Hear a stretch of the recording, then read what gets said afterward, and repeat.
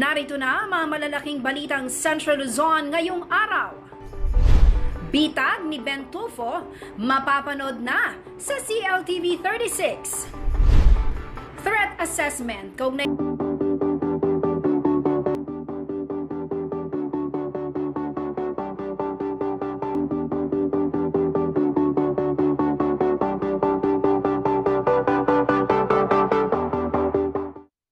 Narito na ang mga malalaking balitang Central Luzon ngayong araw.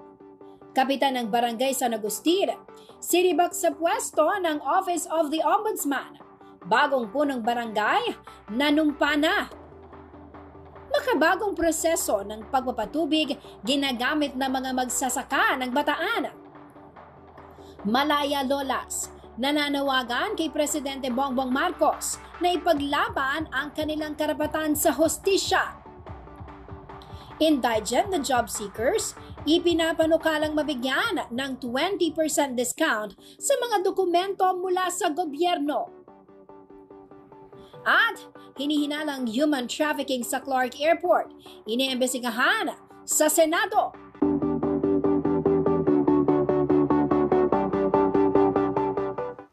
Magandang gabi ka rehiyon. Ako po si Jennifer Salenga, taga rito. Kasama nyo para sa CLTV 36 News. Atin to, oras na po para sa mga maiinit na balitang Central Luzon. Ginagamit na ng ilang mga magsasaka sa lalawigan ng Bataan ang makabagong pamamaraan ng pagpapatubig.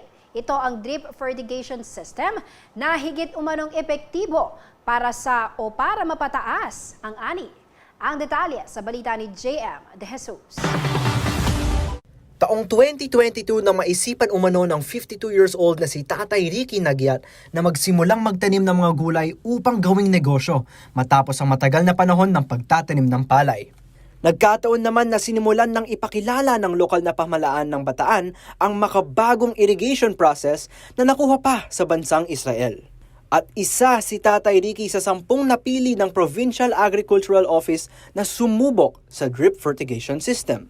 Ang drip fertigation system ay ang irrigation process na kung saan kukuha ng tubig sa ilalim ng lupa na ilalagak sa water reservoir at ipapump ang tubig gamit ang drip irrigator na siyang dadaan sa main pipe at mula dito, didiretso na ito sa mga hose.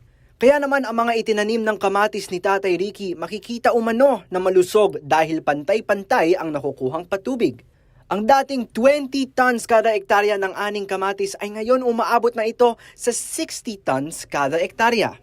Bukod pa dito ay mas madali umano ang trabaho. Alam ko po yung sa dati, napakatagal. Kumbaga sa kung magpapatubig ka, mano-mano, marami ka pong gagamitin na labor. Ngayon po, kahit 1 hektarya, kahit ako lang mag-isa, kaya kong patubigan. Pwede ring sabay pati abono. Bukod sa mga tanim na kamatis ni Tatay Ricky ay nagtanim rin ang kanyang mga kasamahan na magsasaka ng sibuyas at pepino na parehong naging epektibo ang resulta. Ayon naman sa provincial agriculturist na si Engineer Joanna Dizon, pangunahing layunin ng programa na padaliin at gawing mas produktibo ang trabaho ng mga magsasaka. Ito pong ginagawa natin dito sa probinsya ng Bataan po, nilalayo natin na ma-modernize ang farming dahil po sa kadahilanan na yung mga farmers po natin medyo aging na and at the same time po ma-encourage natin yung mga kabataan. Kasi usually po ngayon ang average na age ng farmers ay nasa 57 years old na po. Kung makikita po ng mga kabataan o ng mga younger generation po natin na modernize yung farming, madali, hindi mapuputikan, hindi gaanong hirap, and yet kumikita ng malaki, I think ma-encourage natin sila na magtanim. At dahil successful ang pilot ng naturing drip fertigation system, ay magkakaroon pa ng karagdagang 45 na mga magsasaka ang gagamit ng bagong irrigation process matapos maaprobahan ang kanilang loan sa tulong ng Department of Agriculture. Nais din umano itong ipakalat ng mayroong ibang pamamaraan upang maisigurado ang ani ng mga magsasaka. Una po, etong teknolohiya kaya po natin binabahagi lalo na sa ahensya ng Department of Agriculture ay hindi naman po pang Bataan lang. Ito po, kung maging successful, ilagana po natin sa maaring angkop na implementasyon ng DRIP sa buong bansa. So, proof of concept po to para sa ating lahat. Samantala, patuloy naman ang panawagan ng lokal na pamahalaan na sana ay tangkilikin ang mga ani ng mga magsasaka.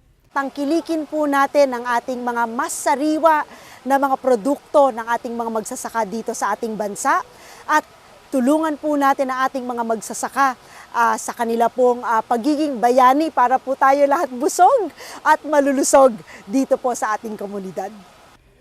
Ako si Marco Galang, taga rito, kasama nyo para sa CLTV 36 News. Atin to. Bukas na po para sa mga interesadong bidder ang solar farm project sa New Clark City. Inimbitahan ng Bases Conversion and Development Authority ang mga pribadong kumpanya na makipag-partner sa proyekto na isang solar photovoltaic power plant. Hindi umano bababa sa 25 megawatts ang dapat na kapasidad nito at mayroong 1 billion pesos investment. Nasa 37 hektarya ang laki ng lugar na maaring upahan sa loob ng 25 taon at pwedeng i-renew. Ang solar farm na ito ay isa sa mga mahalagang proyekto sa New Clark City dahil ito ay magdaragdag ng mga pinagkukunan ng enerhiya ng mga locator at mas bababa ang gasto sa enerhiya habang nababawasan ang carbon emissions. Dahil dito, hinikayat niya mga pribadong kumpanya na lumahok sa proyektong ito alinsunod sa Green and Sustainable NCC. Ang mga nais pong lumahok ay mayroong hanggang April 21, 2023, 12 noon upang isimute ang mga dokumento ng bid eligibility, requirements and financial proposal para sa proyekto ng solar farm.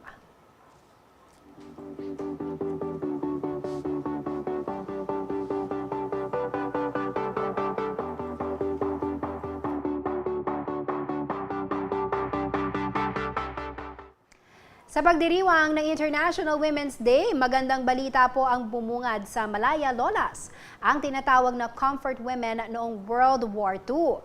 Naglabas kasi ng report ang UN's Committee on the Elimination of Discrimination Against Women o CEDAW na pumapabor sa kanilang panawagan na full reparation at opisyal na paghingi ng tawad sa kanila na mga biktima ng sexual slavery ng Japanese Army. Hiling nila kay Pangulong Bongbong Marcos Jr. bigyan sila ng hustisya batay sa desisyon na inilabas ng United Nations Women's Rights Committee. Narito po ang report. Naglabas na ng desisyon ng United Women's Rights Committee pabor sa reklamo ng Malaya Lolas na hindi pagtugon umano ng gobyerno ng Pilipinas na mabigyan sila ng hustisya sa pamamagitan ng full reparation at paghingi ng tawad sa kanila ng gobyerno ng Japan. Ang Malaya Lolas ay biktima ng sexual slavery ng mga sundalong Hapon at ginawang comfort women noong World War II. Batay sa naging pag-aral ng United Nations Committee on the Elimination of Discrimination Against Women o UNCEDAW, nabigo ang bansa na ipaglaban ang karapatan ng Malaya Lolas na mabigyan ng karampatang hustisya ang kanilang sinapit sa kamay ng Japanese Army. Inilabas ng UN ang desisyon nitong March 8, mismong araw ng selebrasyon ng International Women's Day. Ayon sa CEDAW, dahil sa kabiguan ng bansa na ipaglaban ang hustisya para sa mga biktima, nagpapatuloy ang diskriminasyon sa Malaya Lolas ngayong halos 7 dekada nang natapos ang digmaan noong 1945. Pinaninindigan umano ng gobyerno ng Pilipinas na wala ito sa posisyon na tumanggap ng kompensasyon matapos pagtibay ng Treaty of Peace sa pagitan ng bansa at Japan noong 1956. Nasa humigit kumulang 100 umano ang mga comfort women ito mula sa Mapaniki, Candaba, Pampanga, ngunit marami sa kanila ang yumauna. Nung pong pagsimula kami, mahigit kaming 100. Subalit, marami na pong namatay sa amin. Sa kasalukuyan po, 21 na lang kami. Bedridder pa ang iba. Hindi umano dapat ipagwalang bahala ng gobyerno ang kanilang sinapit na pang-aabuso at karahasan. Sa loob ng 1 linggo, paulit-ulit daw silang pinagsamantalahan at pinahirapan ng mga sundalong Hapon habang nasa isang mansyon sa San Ildefonso, Bulacan noong 1944. Kaya sa desisyon ng United Nations, hiniling nito sa nasyonal na pamahalaan na bigyan ng buong reparasyon kabilang ang material na kabayaran at opisyal na paghingi ng tawad para sa diskriminasyon. Nananawagan naman ang mga nabubuhay na miyembro ng Malaya Lolas sa pangunguna ni Lola Maria Kilantang at Lola Candelaria Suliman kay Pangulong Ferdinand Marcos Jr. na huwag baliwalain ang UN CEDAW decision. Nananawagan po kami kay Presidente Bongbong Marcos para ipatupad na ang resolusyon ng UN. Lubos po ang aking pasasalamat. Kung kaya ako nananawagan ngayon sa oras na ito sa ating Presidente Bongbong. Kami po mga lola na pinahirapan na matagal na lumipas na. Ngayon po ay nananawagan kami, Presidente, para kayo po naman ay inihingan namin ng tulong. Matatandaan nitong Pebrero bumisita sa Japan si Pangulong Marcos Jr. Ngunit hindi kasama sa kanyang naging agenda ang hustisya para sa Malaya Lolas. Samantala sa Facebook post ng Presidential Communications Office, sinabing pag-aaralan ang report ng CEDAW at magsusumite ng kasagutan sa loob ng 6 na buwan. Ako si Liana Canelao, taga rito, kasama niyo para sa CLTV 36 News, atin to. Manatiling nakatutok para sa iba pang mga nangungunang balita ngayong araw.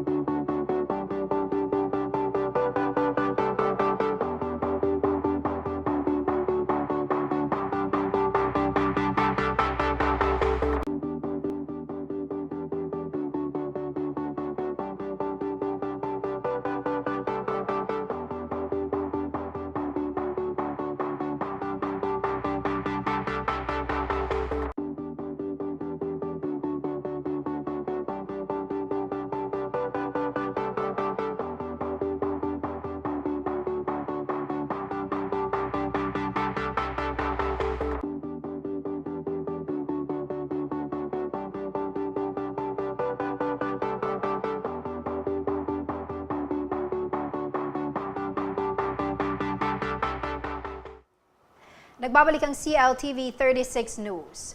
Aprobado na sa House Committee on Poverty Alleviation ang panukalang batas na mabigyan ng 20% discount ang mahihirap na job seekers. Ipapataw ito sa mga dokumentong kukunin sa mga tanggapan ng gobyerno gaya ng NBI clearance at police clearance.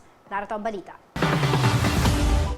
Pang-apat na beses na kumuha ng NBI clearance si Alden Balboa. Ito ang kwento niya sa CLTV News Team. Makaraan itong magsadya sa regional office ng NBI dito sa siyudad ng San Fernando, Pampanga, umaga nitong Biyernes, March 10. Wala siyang angal sa presyong higit 200 piso.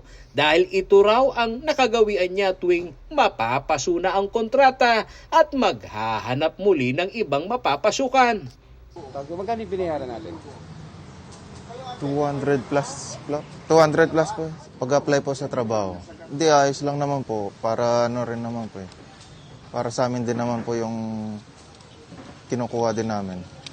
Si Ronald Batas naman na newly graduate, masayang ikinwento sa news team na napakinabangan nito ang First Time Job Seekers Assistance Act o RA 11261. Ang batas na nagbibigay ng pribilehyo na maging libre sa kanilang hanay na bagong aplikante ang government clearance. Wala po. Dahil first job seeker ako, wala po akong binayaran. Sa implementasyon ng batas simula noong taong 2019, libre hindi lamang sa newly graduate kundi pati na sa out-of-school youth ang pagkuha ng mga sumusunod mula sa police clearance hanggang sa barangay clearance, medical certificates from government clinics and hospital, NBI certificate, birth certificate at marriage contract, tax identification number o TIN, transcript of records from state universities and colleges, and Unified Multipurpose ID Card o UMID ID. Pero may exemption ito sa mga aplikante ng professional licensure exam, pasaporte, authentication sa DFA at CSE examination at driver's license. Kaya si Therese na isang estudyante abroad, nagbayad ng 300 piso na nasa kategoryang immediate release sa NBI. Nagbayad po ako para po ma-expedite po upang po maproseso po mabilis at makuha ko na po agad. Nahalagang 300 pesos po. Ang isa sa layunin ng batas ay tugunan ang 1.3 million average newly graduate o first-time job seekers na Pilipino sa bansa. Pero ayon kay Pampanga 4th District Representative Ana York Bondok, kailangang mas palawakin pa ang sakop ng batas. Kaya bilang Vice Chair ng Poverty Alleviation Committee ng Kongreso, naipasa na umano nila sa committee level ang panukalang batas na 20% discount sa mga indigent job seekers sa lahat ng mga dokumento na kasama sa mga job requirement. Ito ang kabalikat sa Hanap Buhay Act. There's now, pumasa na po sa committee ang 20% discount po sa mga marriage certificate, birth certificate, lahat po na kailangan nyo to get a job. That includes NBI, police clearance. So kung indigent po kayo, naghahanap po kayo ng trabaho, the government will give you a 20% discount. Sa ilalim ng panukalang batas, 20% discount ay ipapataw para sa barangay clearance, NBI clearance, police clearance, medical certificate, Civil Service Commission Certificate of Eligibility at iba pang government document na hinihingi ng employer. Samantala, sa press briefing ni PSA Yusek Dennis Mapa noong March 9, 2023, relatibo ngayon ang pagbaba ng bilang ng mga nagtatrabaho sa construction industry. Ito ang karaniwang trabaho ng mga maralitang Pilipino na malimit ay contractual ang trabaho. So ito nakikita natin sa ating datos, no. So ito ay seasonality. Although nakita namin na yung ating source ng unemployment ay nandito sa construction sources of unemployment. Ito ay nasa construction, fishing and aquaculture. Construction talaga ang pinakamataas, 557,000. Sa ulat ng PSA, nasa 2.37 million Pilipino ang wala pa ring trabaho as of January 2023. Ito raw ang kailangang pakitunguhan ng gobyerno upang mabigyan sila ng oportunidad na makakita ng empleyo na Pilipino ang walang trabaho as of January 2023 sa first quarter ng taon. Ako si Paulo G. Santos, taga rito kasama nyo. Para sa CLTV 36 News, atin to. Bilang bahagi ng pagdiriwang ng Buwan ng Kababaihan at Paggunita sa Araw ng Mga Buntis 2023, ang Pamahalang Lungsod ng Mabalacat Population, Gender and Development Office ay nagsagawa ng mga seminar sa 4 na rural health units sa syudad. Ang aktibidad ay nakaangkla sa temang paglingap kay nanay tungo sa malusog at ligtas na pagdadalang tao. Nakasentro ang mga lectures sa maternal and child care, first 1,000 days, at breastfeeding, family planning, sexually transmitted diseases, at HIV awareness. Nasa 100 buntis at mga kababaihan mula sa 27 barangay ng Mabalacat ang sumali sa seminar. Ang nasabing aktibidad ay naglalayong tiyakin ang malusog na pagbubuntis at ligtas na panganganak, wastong pangangalaga sa bata at maiwasan ang mga problemang pangkalusugan. Gayon din, isinusulong nito ang pagpapaigting sa mga serbisyong makukuha sa rural health units. Alinsunod sa layunin ng National Safe Motherhood Program and Sustainable Development Goals on Maternal Health, inaasahan ng lokal na pamahalaan na mapabuti ang maternal, neonatal at child health. Gayon din ang mabawasan ang nasasawing mga nanay at mga sanggol.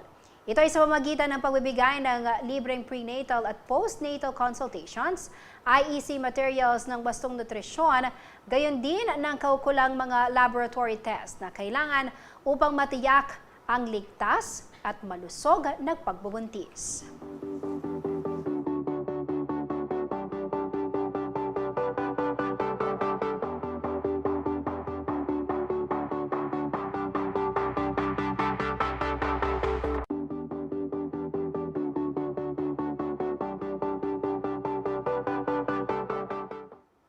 Isang taon na ang nakalilipas ng opisyal na buksan ng Don Honorio Ventura State University ang kanilang School of Law upang makapagbigay ng dekalidad at abot-kayang legal education.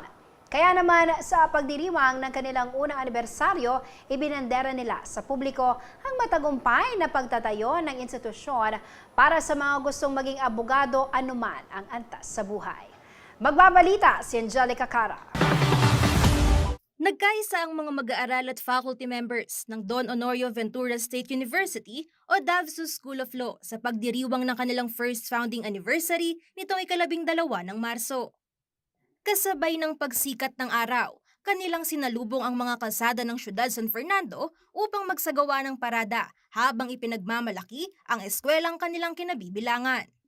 Ayon sa Dean ng DAVSU School of Law na si Attorney David Robert Aquino, nais nilang malaman ng publiko na sa kabila ng hirap at mabusising pag-aaral ng batas, masasaya at patuloy na nagpupursigi ang mga law students mula sa universidad. We're sharing our celebration with everyone.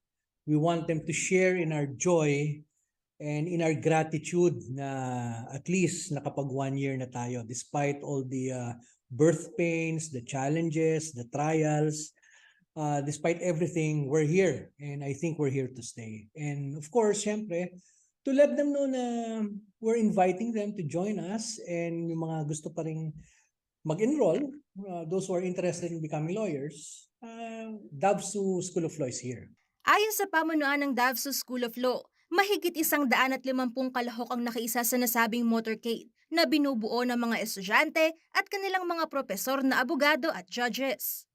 Dito ay nag-alay din ng misa ang DAVSU School of Law para sa kanilang Foundation Day at sinundan ng pagkapasinaya sa bagong simbolo ng kanilang institusyon na imahe ng isang toro. Sinasalamin nito nila na magiging tapat at hindi pa susupil sa tungkulin ang mga abogadong magmumula sa universidad. We found newfound strength and sabi natin, let's take the bull by the horns. So bull.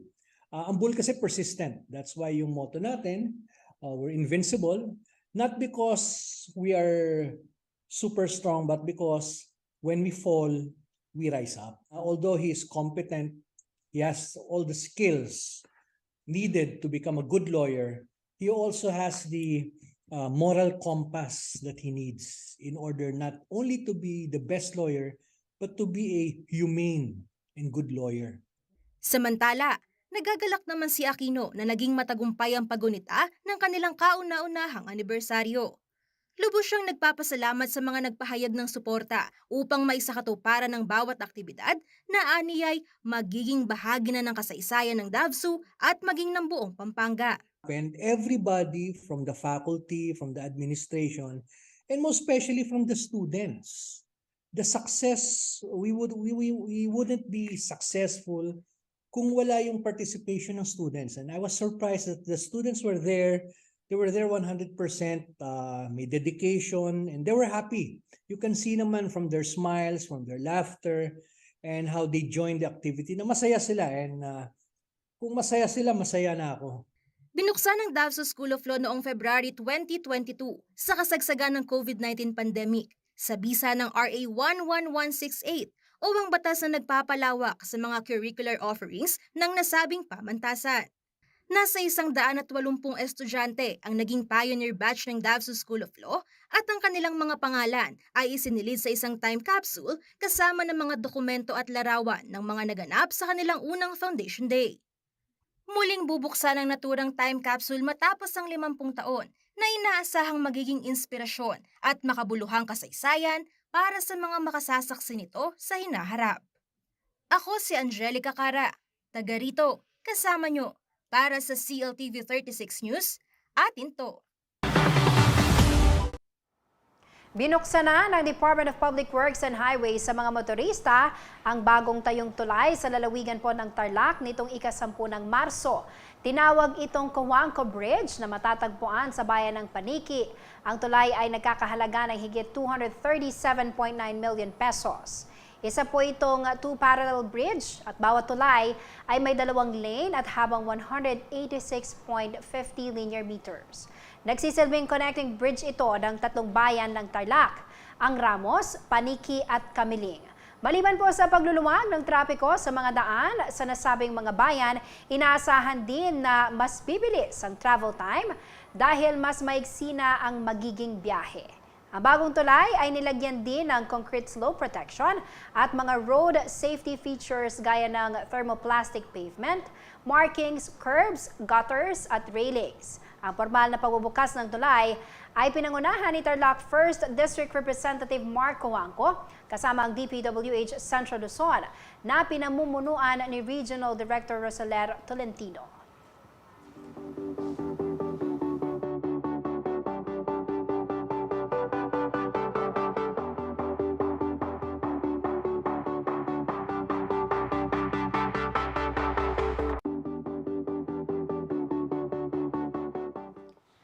Manatiling nakatutok at magbabalik ang CLTV 36 News.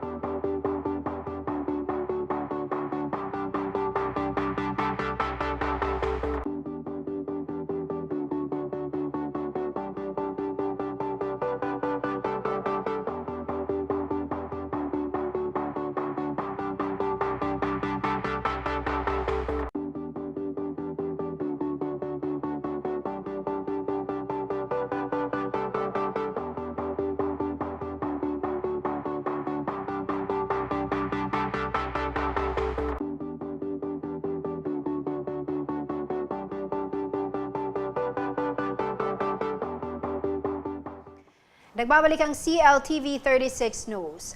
At sa iba pa mga nangungunang balita, isasalang umano sa Senate investigation ang hinihinalang human trafficking sa Clark International Airport. Ay kay Senator Risa Ontiveros, may mga testimonya silang nakuha mula sa mga biktima ng trafficking na mayroon umanong empleyado sa nasabing paliparan na kasabwat upang makalabas sila ng bansa. Narito ang report. Sa loob ng 2 taon, patuloy na iniimbestigahan ng Senate Committee on Women ang problema ng human trafficking sa bansa sa pangunguna ni Senator Risa Hontiveros. Bunsod nito natuklasan umano kung gaano kalalim at kalala ang usapin ng illegal na pagpupuslit at pagdadala ng mga Pilipino sa ibang bansa. Noong 2021, kalagitnaan ng pag-imbestiga namin sa Pastilla scam, ay natuklasan din po namin ang human trafficking papuntang Syria. At sa kabila nung punong-puno ng findings at rekomendasyon at inaksyon na ng ilang mga ito sa committee report ng aming investigasyon noon, eto na nga, 2 years later, taong 2023, ay natutuklasan po natin ang human trafficking naman papuntang Myanmar at papuntang Cambodia. Ayon sa mambabatas, kailangan sumailalim sa investigasyon ng mga opisyal ng Bureau of Immigration. Ito'y bunsod umano ng posibilidad na may sabwatan sa pagitan ng ahensya at iligal na dayuhang grupo kaya't naipupuslit ang ating mga kababayan upang magtrabaho sa tinatawag na cryptocurrency scam. Base umano sa testimonya ng mga biktima na nakapanayam ni Senator Hontiveros, maging sa Clark International Airport ay nakalulusot ang human trafficking. At ang nakalulungkot, hindi lang sila pinalulusot ng mga sindikatong nag-traffic sa kanila dito sa NAIA, pati daw dyan sa Clark International Airport. Nilinaw naman ni Engineer Darwin Cunanan ang OIC President ng Clark International Airport Corporation o SIAC na hindi kontrolado ng kanilang tanggapan ang sistemang pinaiiral ng Bureau of Immigration sa mga naglalabas-pasok sa bansa. Si quarantine ho, Apat yan. Human quarantine, animal, plant, at saka fish. Exactly. Tapos nandyan si OTS. Hindi ho kami iisang, iba-iba kaming kawani ng gobyerno. Yung mga human trafficking issue na po na ganyan, kung minsan, nakakalusot sila sa immigration. Hindi po namin kontrolado ang immigration. They are under the Department of Justice, si immigration. So, wala ko kaming control sa kanila kasi sila ho yung nagpo-proseso ng pasahero kung kailangan silang aalis o hindi. Siniguro naman ni Terry Flores, ang spokesperson ng Luzon International Premier Airport Development Corporation o LIPAD, na nangangasiwa sa CRK na nakikipagtulungan sila sa gobyerno laban sa human trafficking. Ibinibigay umano nito ang kinakailangang impormasyon na makatutulong sa investigasyon. Samantala, magdaraos pa umano ng pagdinig sa Senado ukol sa nasabing issue, lalo pat malaki ang impact nito, partikular na sa Central Luzon. Ang daming kailangang ayusin, lumalabas na po yun sa aming pagdinig at asahan po ng publiko yan ay papasok sa findings at recommendations sa committee report, addressed sa Bureau of Immigration, sa Department of Foreign Affairs, sa Department of Labor at Department of Migrant Workers. Matatandaan namang siniguro ni BI Commissioner Norman Tansinco sa press release na inilabas ng ahensya na hindi magpapakita ng awa ang pamunuan ng BI sa mga empleyadong sangkot sa kaso ng human trafficking. Patuloy namang sinusubukang kunan ng CLTV 36 News Team ng pahayag ang Bureau of Immigration sa Clark ukol dito. Ako si Liana Canilaw, taga rito, kasama niyo para sa CLTV 36 News, atin to.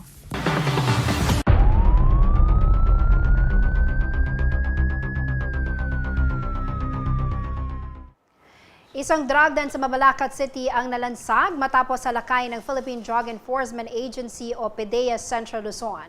Isinagawa ang entrapment operation itong ika-11 ng Marso sa Barangay Dapdap. Arestado sa operasyon ang 5 drug suspect na kinilala po ng PDEA Central Luzon na sina J. Elced Fausto, 29 years old, Peter Canyo, 40 years old, Causi Manuel, 22 taong gulang, Carl De Vera, 19 years old, at Juan Ordenisa, 43 years old. Nakuhanan ang mga ito ng 3 pirasong heat seal transparent sachet na naglalaman ng mahigit kumulang 15 gramo at nagkakahalaga ng 103,500 pesos. Sari-saring mga gamit sa droga at buy-bust money. Ang operasyon ay magkatuwang na isinagawa ng pinagsamang puwersa ng PDEA Tarlac at PDEA Pampanga Provincial Offices at lokal na pulisya. Sasampahan ng kasong paglabag sa RA 9165 o Comprehensive Dangerous Drugs Act of 2002 ang mga naarestong suspect.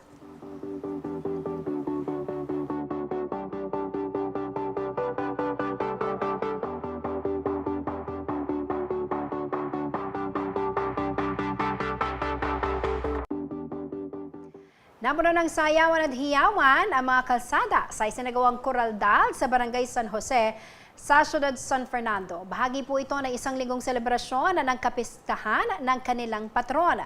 Layon umano nito na mapalakas ang pananampalataya ng mga deboto kay San Jose. Narito ang report ni Liana Canilaw. Viva San Jose!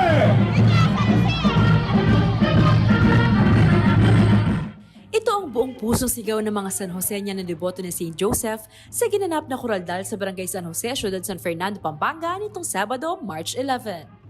Madaling araw pa lang, nagkumpulan na ang humigit kumulang 700 katao upang magbigay papuri sa patron saint ng kanilang barangay. Ayon kay Kapitan Mercy Macabali, mahabang panahon na ito ang kanilang tradisyon at sa pagluwag na rin ng restriksyon ng pandemya, napagdesisyon na nilang ibalik ang nasabing kuraldal. Minsan, ang mga tao hindi na minsan pumupunta sa simbahan. Ngayon, naisip ko na kahit itong ganitong event lang, pag dumaan si Apong San Jose at mga tao, at least ma-feel nila na belong sila sa isa sila sa Joseñan. Bagamat karaniwang isinasagawa ang kuraldal tuwing dapit hapon o gabi, mapamatanda o bata man, hindi alintana ng mga deboto ang pagising ng maaga upang makasama sa kaganapan. Isa na rito si Aling Lita Asuncion, 70 taong gulang, na bagamat iniinda ang masakit na paa at tuhod, hindi pinalampas ang pagkakataon na makapagpasalamat at makapagbigay papuri kay Apong San Jose. Talagang ako, believe ako talaga na kay St. Joseph. Halos ang iniling ko. natutupad, binibigay niya yun.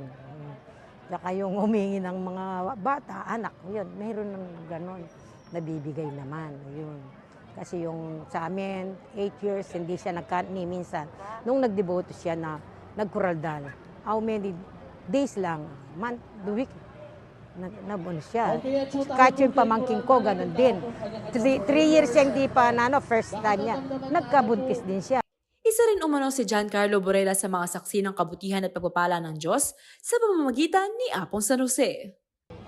Personally, yung family ko po kasi talaga, ever since na sumasali kami sa mga ganito and sa mga misa ni San Jose, may mga binibigay po silang blessings, ganun, through the intercession of St. Joseph, na nagpapatunay po na talaga na pag malalim yung pananampalataya mo, may darating na blessing sa'yo. So yun po yung parang naging mantra ng family namin, na nothing is impossible kapag may faith ka sa taas. Yun po. Ang kuraldal ay bahagi ng kanilang isang linggong preparasyon para sa pagdiriwang ng kapistahan sa darating na March 18 to 19. Ang ilan pa sa mga ikinasa at ikinakasang aktibidad ay ang street dancing at sports activities kagaya na lamang ng volleyball. Panawagan naman ni Kapitan Makabali na way mas mapalalim pa umano ng mga aktibidad ang pananampalataya ng mga San Joseñan. Para po ka rin ka akong kabarangay, dakal-dakal pong salamat kayong support tayo. Kang Apong San Jose, lalong-lalo na sana po ing event ay ni maginyang umpisa para lalo tamong sumuyo at malapit kayong kaya katamong barangay at kang Apong San Jose. Ako si Liana Canilao, taga rito, kasama niyo para sa CLTV 36 News. Atin to. Manatiling nakatutok at magbabalik ang CLTV 36 News.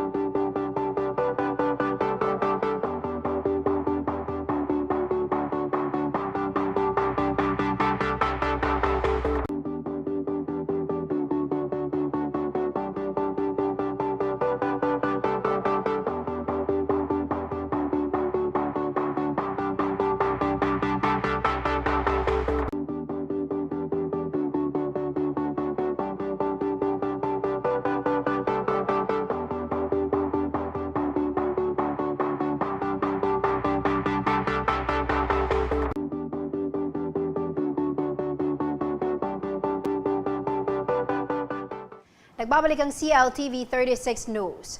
Sinibak sa pwesto ang barangay captain ng San Agustin, Ciudad San Fernando, Pampanga matapos mapatunayan ng ombudsman na pinasa nito ang 1 million peso supplemental budget noong April 2020 sa kabila ng kawalan ng approval ng sangguniang barangay. Nanumpa naman kay Mayor Vilma Caluwag ang bagong talagang kapitan ng barangay San Agustin na si First Kagawad June Arsiga. Narito ang balita ni Paulo G. Santos. Susundin ko ang mga batas, mga kautosang legal, at mga dekretong pinaiiral ng mga sadyang itinakda may kapangyarihan ng Republika ng Pilipinas. Ito ang bahagi ng panunumpa ni Barangay San Agustin First Kagawad June Arsiga nang abutan ng CLTV 36 News Team tanghali nitong March 13 sa opisina ni City of San Fernando Mayora Vilma Caluwag. Ayon kay City of San Fernando DILG officer na si Jason Veran, si Arsiga ang humalilisan na sibak sa pwesto na si San Agustin Barangay Captain Regis Evaristo. Batay ito sa inilabas na desisyon ng Office of the Ombudsman noong November 2, 2022 kung saan guilty umano si Kapitan Evaristo sa kasong grave misconduct at simple dishonesty. Ayon kay Veran, bumaba lamang ang direktibang dismissal order kay Evaristo nitong nakaraang Miyerkules March 8, 2023 sa kanilang tanggapan. Opo, bumaba po sa DILG City of San Fernando yung decision last Wednesday po. So that was March 8. Doon po tatanggap ng aming pong opisina yung implementation po for the dismissal of former punong barangay Regis Evaristo. Immediate and executory yun? Yes po. What's very unique po dito sa order is wala po siyang implementation period na nakalaan po for the said order. So immediate po natin siyang in-implement. Nag-ugat ang kaso sa higit 1 milyong supplemental budget noong taong 2020 na pilit umanong ipinasa ng punong barangay kahit walang quorum ang konseho. Kasong administratibo at kriminal ang isinampa sa kanya ng mga complainant na barangay kagawad sa San Agustin, sina Kagawad Christopher Manlutak at Kagawad John Miguel Laus. Gayon na rin si Kagawad Abigail Mercado at Emerito Carrion. Based po on the decision, upon the recommendation po of the Ombudsman, there will be 2 other counts po of criminal charges po that will be liable po against the party, pero upon action po ito by the complainants. Paglilinaw naman ni Kagawad Manlutak na malayong politika ang kanilang isinampang kaso dahil pandemic noon at wala pang usapin sa eleksyong pambarangay. Isipan ko po malawot yaget ang salitang politika. Uling kinailmiya po in case that was June 24, 2020. Masyado pong malawot na alayang bahid sigurong kule politika. Samantala, malaki naman ang tiwala ni Mayora Vilma Caluwag sa bagong talagang kapitan na si Arsiga, lalo na pagdating sa pagpapatupad ng mga programa sa city government. Manuala kung mag-obra yung masalese, syempre, bakan ta, akit da naman ding tao sa Agustin na deserving yun. So, at po kanyan kaya akit tamo nung makanan yung mag-perform at manuala na ako man ding kagawad na makasuportala naman kayo. Kilalang kaalyado ni dating Kapitan Evaristo ang bagong upong barangay captain na si June Arsiga. Ayon sa kanya, ipagpapatuloy niya ang mga programang iniwan ng dating punong barangay. Yung aking tungkulin, gagampanin ko para sa aking mga kabarangay. Magseservisyo akong tapat at malinis sa mga kabarangay. Ang aking mga kagawad ay nandyan. Bibigay ko yung kanilang may committee sila bawat kagawad, di ba? Bibigay ko sa kanila kung anong magandang gawin sa mga committee nila. Sinubukan ng CLTV 36 News na kunan ng panig si Cap Regis Evaristo, ngunit tumanggi muna itong magbigay ng pahayag. Ako si Paulo G. Santos, taga rito kasama nyo para sa CLTV 36 News, atin to. At yan ang mga balita ang nakalap ng ating news team. Kasama po ang buong puwersa ng CLTV 36 News and Current Affairs. Ako po si Jennifer Salenga, taga rito. Kasama nyo para sa CLTV 36 News. Atin to. Maraming salamat po.